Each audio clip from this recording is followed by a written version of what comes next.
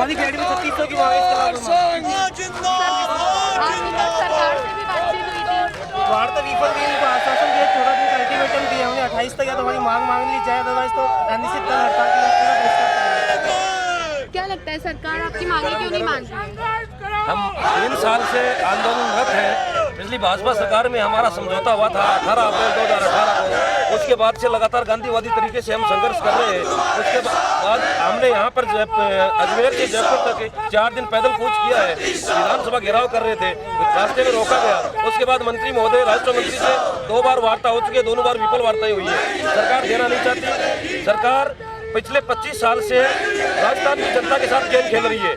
दोनों बहन भाई वसुंधरा राजे सिंधिया और अशोक गहलोत 5 साल वो राज करते हैं, 5 साल वो राज करते हैं। कांग्रेस की सरकार होती है तो वसुंधरा के भाजपा सरकार उनका विरोध करती है। जब भाजपा की सरकार होती है तो कांग्रेस विरोध करती है। जनता को समझ में नहीं आता है, ये गेम खेल रहे हैं कि 5 साल आपको करना है, 5 साल मुझे करना है। कुछ देना है नहीं, इनकी आंखों में धूल झोंक करके इनके ऊपर राज करना है। इसलिए यहाँ पर सबसे राजस्थान के नागरिकों की जितनी बुरी हालत है देश में शायद कहीं नहीं होगी। आज हर कर्मचारी रोडों पर है, किसान रोडों पर है, हर मजदूर वर्ग रोडों पर है। आए दिन दाम बढ़ाते जाते हैं, पेट्रोल डीजल कुछ भी होते हैं, सामान्य उपयोग की वस्तु आज 20,800 रुपये में हमारा घर नहीं चलता। जबकि विधायकों ने और मंत्रियों ने कोरोना काल के अंदर अपना आवासीय भत्ता 20,000 से बढ़ा करके 2.5 गुना कर लिया, 50,000। हमारी वेतन कटौती कर रहे हैं, आधा वेतन काट दिया, कभी 3 दिन का वेतन काट दिया। 20,800 में मकान किराए से हम दूध का से बच्चों को पढ़ाए, क्या क्या करें हम। क्यों पटवारी के पास में 3-3 4-4 साइकिल है, मोटरसाइकिल का तेल खर्च हो जाता है मैडम 20,800 रुपये के अंदर। इसलिए मजबूरन हमारे को रोडों पर उतरना पड़ा है। आज काश्तकार परेशान है तो सारी की सारी गलती सारी गलती सरकार की है। सरकार को समझ, सारी सरकार की जितनी भी योजनाएं हैं उनको धरातल पर पटवारी लागू करता है। उसके बावजूद पटवारी आज दर की ठोकरें खा रहा है। हमारे काम की अहमियतता को देखते हुए 3600 पे ग्रेड सरकार को देना चाहिए। जब तक सरकार हमारे को L10 में शामिल नहीं करती है, 3600 नहीं देती है, तब तक हम यहाँ से नहीं हिलेंगे। हमारे को चाहे आमरण अनशन पर बैठना पड़े, भूख हड़ताल करनी पड़े, चाहे हमें जान देनी पड़े, हम वापस लौट के नहीं जाएंगे। क्या लगता है आप अभी धरने पर बैठे हुए हैं लगातार, फिर भी सरकार आनाकानी क्यों कर रही है आपकी मांगे मानने के? सरकार तो गेम खेल रही है। सरकार अभी कांग्रेस की सरकार है, किसी की वाजिब मांगे नहीं मानती। उसके बाद में जनता इनको बदली कर देगी। अगले साल भाजपा की सरकार आ जाएगी। भाजपा भी यही गेम खेल रही है। पिछले 25 साल से राजस्थान की जनता समझ नहीं पाई है कि दोनों बहन भाई आपस में मिले हुए हैं, अशोक गहलोत और वसुंधरा राजे सिंधिया। इनकी आपस की पॉलिटिकल है, 5 साल आप करो, 5 साल मैं करूंगा, आप मेरी बुराई करो, मैं आपकी बुराई करूंगा। जनता समझ नहीं पाती। जनता जब कांग्रेस सरकार काम नहीं करती है तो सरकार बदली कर देती है, भाजपा को ले आती है। भाजपा भी वही गेम खेलती है। जब जनता समझती है अपनी बार कांग्रेस को लानी है, कांग्रेस आ जाती है। दर की ठोकरें खाते रहेंगे कर्मचारी, किसान, आमजन परेशान होते रहे। ये तो हिटलर चाहिए है, ताना चाहिए, कोई लोकतंत्र मुझे नजर नहीं आता इस राजस्थान की सरकार के अंदर। इतनी गिरी हुई सरकार घटिया गेम खेल रही है पूरे राजस्थान की जनता के साथ में। उनको शर्म करनी चाहिए। आज जो प्रशासन की दूरी होती है, पटवारी गांव का हर काश्तकार, हर किसान पटवारी से डेली काम पड़ता है, आज वो सड़कों पर है। सरकार को फिर भी समझ नहीं आ रही। 2 बार वार्ता हो चुकी, हरीश चौधरी के साथ में माननीय विधायक जी के साथ वार्ता 2 बार विफल हुई है। और मुझे आगे लगता नहीं कि सरकार सफल वार्ता करेगी। आश्वासन देते हैं, आश्वासन से हम हिलने वाले नहीं है। जब तक हमारे को पूरा हक नहीं दे देंगे, हम यहाँ से जाने वाले नहीं है। क्या करेंगे? 20,800 की नौकरी, 20,000 हम मूंगफली बेच के कमा लेंगे, रोडों के ऊपर मजदूरी कर लेंगे। हम हमारा मजदूरी करेंगे तो मर्जी के मालिक तो होंगे नहीं। या 24 घंटे के नौकर है 20,800 में, वो 8 घंटे काम करके अपनी मर्जी से घर जाएंगे, मर्जी से घर आएंगे। इनके गुलाम थोड़ी ना हम। राजस्थान की सरकार जनता को गुमराह कर रही है, चूहे बिल्ली का खेल खेल रही है, या घोड़ों को घास नहीं और गधे चमनप्राश खा रहे हैं। उनका सिर्फ एक ही मांग है कि सरकार उनकी मांगों को माने।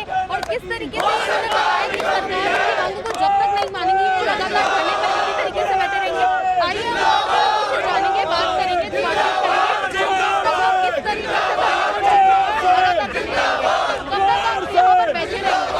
जब तक हमारी मांग नहीं मानेंगे हम यही बैठे रहेंगे। तो क्या लगता है सरकार कब तक आपकी मांगे मानेगी? आप 3 दिन से लगातार धरने पर बैठे हुए हैं, कल की वार्ता ही विफल हो।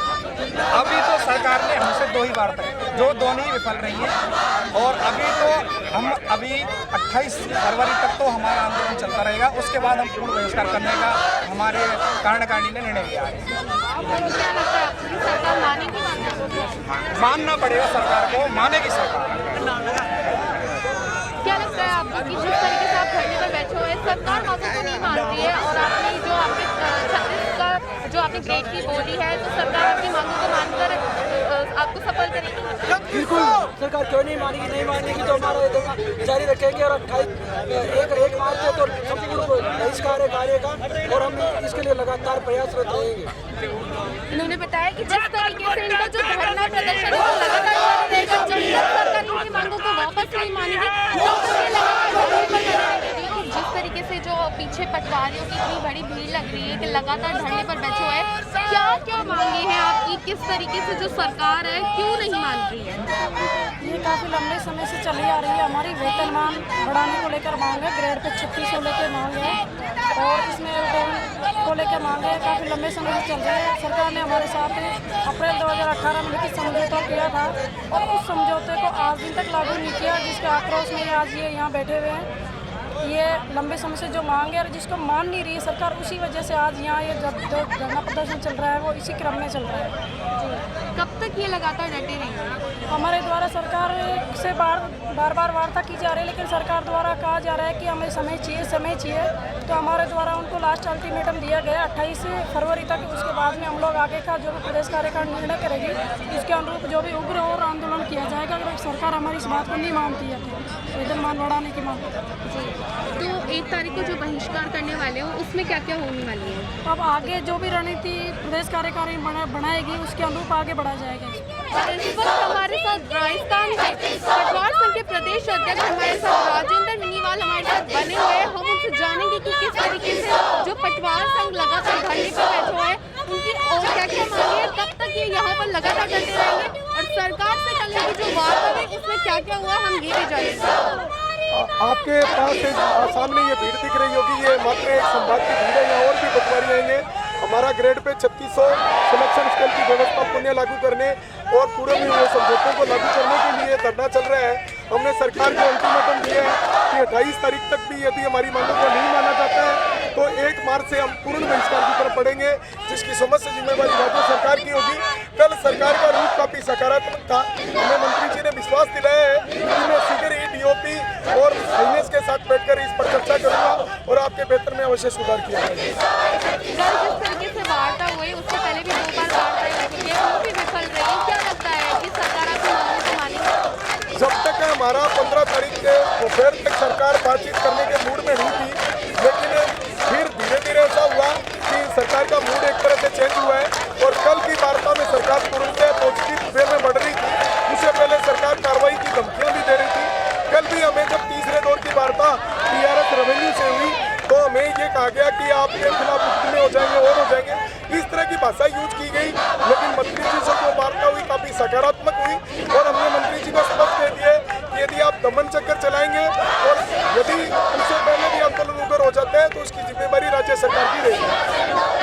सरकार अब तक निर्णय क्यों नहीं ले पा रही है? आप लगातार धरने पर बैठे हुए हैं, 3 दिन से आज चौथा दिन है, सरकार आनाकानी क्यों कर रही है? सरकार आनाकानी इसलिए कर रही है कि जो अधिकारी तंत्र है वो पूरी तरह से सरकार को गुमराह कर रहा है। माननीय अशोक गहलोत जी की जो संवेदनशील छवि है उसको नुकसान पहुंचा रहा है और उनका उद्देश्य है कि किसी तरह सरकार को बदनाम किया जाए, हमारी बात को प्रॉपर तरीके से और जो हमारी समस्याएं हैं उनको सरकार तक नहीं पहुंचाया जा रहा, वरना सरकार हमारी बातों को मान लेती है। और अपनी कल भी जब वार्ता की उनके सामने तथ्य आंकड़े रखे, उसके आधार पर उन्होंने एक्सेप्ट किया इस चीज़ के लिए कि आपका वेतन बढ़ना चाहिए, आपके साथ विसंगति हुई है।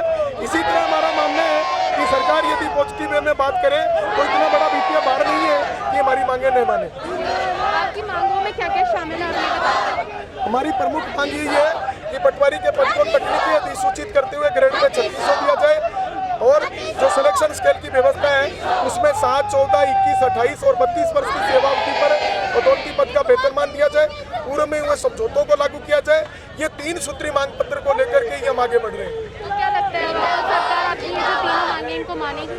हमें पूर्ण विश्वास है कि सरकार मानेगी, और सरकार नहीं मानेगी तो अभी आपने देखा होगा कि मैं मीडिया के साथियों से मिल रहा था, उस समय भी मेरे पास बार बार फोन आ रहे थे, वो अधिकतर जनप्रतिनिधियों के थे।